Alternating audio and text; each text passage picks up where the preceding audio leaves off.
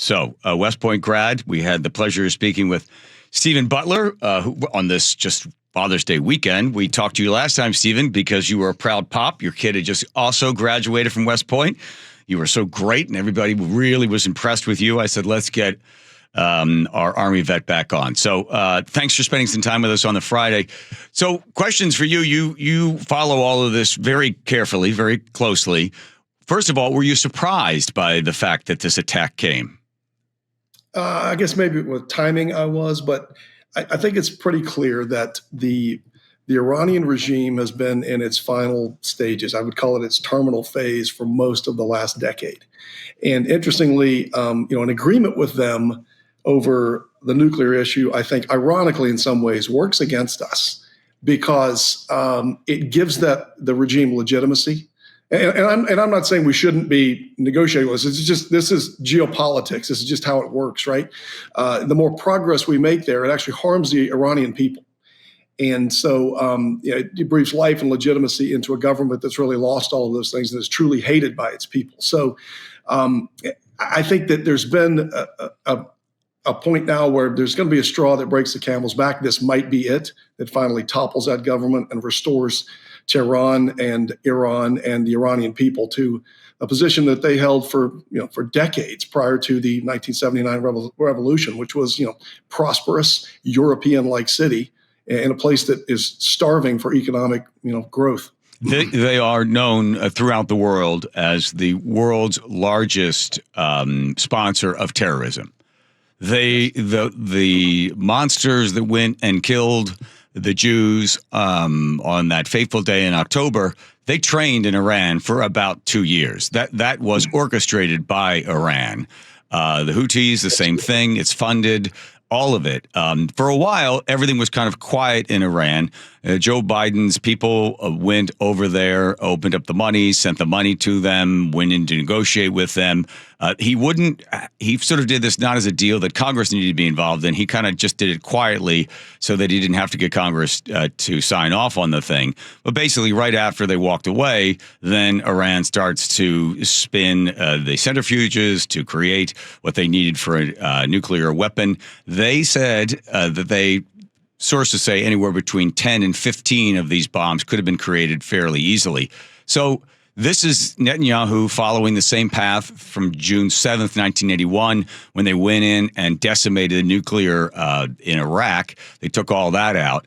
In this case, what do you sort of find to be quite remarkable about this action, how they were able to use sort of secret positioning, the drones that were used, and then able to airstrike just right in to get nuclear scientists and some of the leaders of Iran? It's absolutely stunning, the precision with which they strike. They don't take out an apartment building. They take out an apartment in a very large apartment building. And it's stunning. And one of the things that's so unique about them, the Israelis, is that when your very existence is predicated on your ability to defend yourself across every battle space, whether it's virtual or physical, you get really, really good at it. And when they're thinking about this all the time. They're incredibly creative. This plan has been in the works for, I read today in a couple of sources, over 2 to 2.5 years. They've been playing. This is not something they decided in early May and got here today. This has been something that's been going on and planned for quite a while.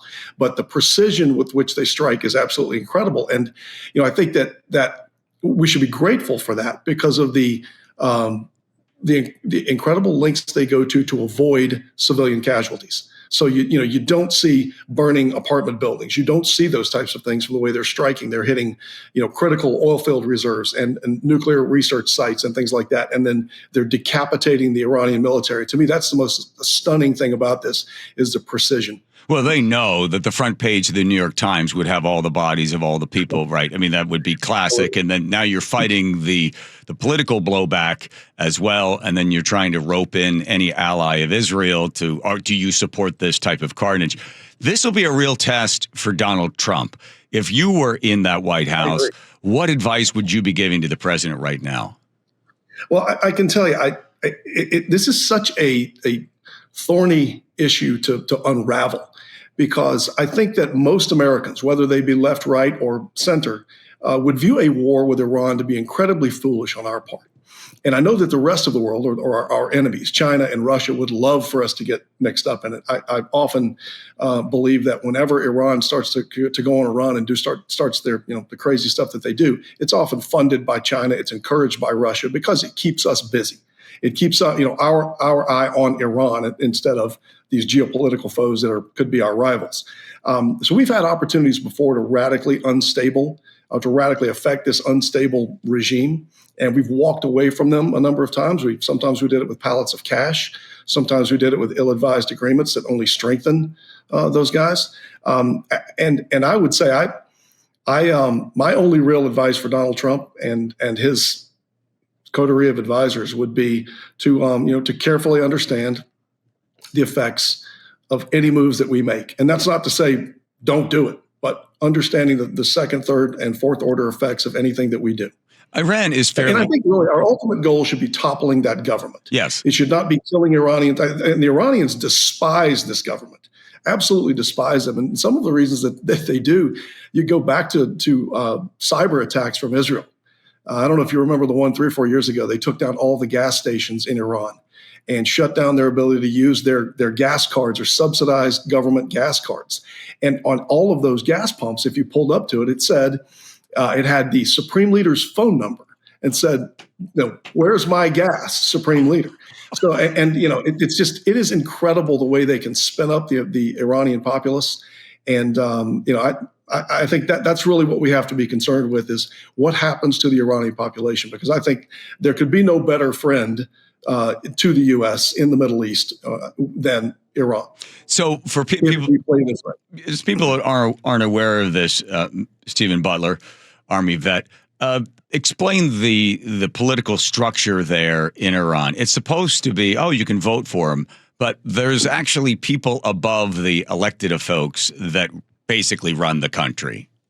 Right. You've kind of got two parallel organizations. You've got an Iranian government, and then you've got the mullahcracy, where you've got the mullahs who are counting the votes. So the votes never get properly counted, and the Iranian people get what the mullahs want them to have. And if you pay enough and if you do the right things, you get a position in the government.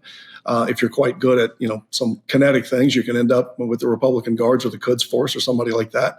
So it is an absolutely decrepit and violent form of government, and the Iranian people have suffered under it now for 50 years. Could the spring come back again? Right. Remember, for a while there was the uprising that the people, the United States says we'd help you, and then at the last minute we basically bailed out and left them there. Right. But for a while there was the spark of revolution that could have been fanned with the help of the United States, but for whatever reason we didn't continue to help them. Is there now enough because they're going to keep hitting Iran? Will this be enough for the people to realize, hey, someone will help us? Will the United States come in? Because you mentioned that it's going to be tough because we don't want to get in there, because then China goes, oh, okay, we'll go into Taiwan at this point, since you guys are so busy looking over there. Will the people that want to overthrow need support from the U.S., right? But is this enough in order to get them to rise back up again? Yeah, I do not envy Donald Trump in this regard. He's absolutely going to have to thread a needle that the last 9 presidential administrations have dealt with. And he is closer. I think he has a greater opportunity. And I believe he has more willingness to finish this regime off than anyone has before. They are much weaker than they have been in the past. This is the time to do it. But how he does this, he's going to have to thread the needle. I have to say, it's pretty amazing. I heard that the Israeli jets actually had to cross Syrian airspace. Now, that would have never happened 3 years ago. You would have never been able to go anywhere near that. So they are sort of isolated. Russia's not going to help them. China doesn't really want to help them either. They all run away from them. They'll certainly be glad to sell them stuff or buy stuff from them. But they are really isolated at this point. So if they overthrow this horrible government, then, the old, was it Colin Powell about the Pottery Barn theory that once you break it, you got to put it back together again. Then all of a sudden, someone's going to rush in there and try to, quote unquote, create democracy, right? Yes. And isn't that terrifying in some ways? We Yes. tried that for over 20 years in Afghanistan. We tried it in Iraq. We're not good at it. And if we're not good at it, who would be? And so that's the scary part. What happens next? And that's why I say we really have to be concerned about those second, third, and fourth order effects of when this happens. And I truly believe that it will. This government will be toppled by a combination of internal forces and external forces. The external forces are at work right now. The internal forces have been at work for some time, and I think they continue to be active. So the world could look vastly different in 90 days. Are the Houthis at any point in this conversation necessary to be talking about? Can they strike? Because Israel is already at war. Are they going to continue to lob bombs in as they were doing earlier? Because I guess that's the last part, because they're going to be, I guess, Iran fires missiles in, and some of them are being knocked down. But then you can also have an attack from the other side. Israel's going to have a lot of defending to do in the next 2, 3, 4 days or something. Yeah, very much so. One thing I think that Israel has going for them, they've created this advantage, is that they've wiped out the two proxies that were closest to them in Hezbollah and Hamas. Yeah. And now they've got the Houthis over there, who are obviously not nice guys, and they could try to jump up in this. I think that Donald Trump would feel absolutely justified in going after the Houthis. It would not be a direct attack on Iran. It would be on an Iranian proxy, one that is, disrupting shipping and affecting the entire Western economy. So we could certainly help in that regard. But I think that's the real key. And the Israelis are not going to stop at this point. 2 direct nights of going after their most critical military infrastructure and nuclear infrastructure. They're not going to stop until they wipe this out. Do they have the capability? Because the 2 secret areas where the atomic energy inspectors weren't allowed to look. Yeah, don't look over there. No kidding. So those things are deeply embedded. I know one is in a mountainside. I forget where the other one is. Do they have what they need to get in there and blow those things up?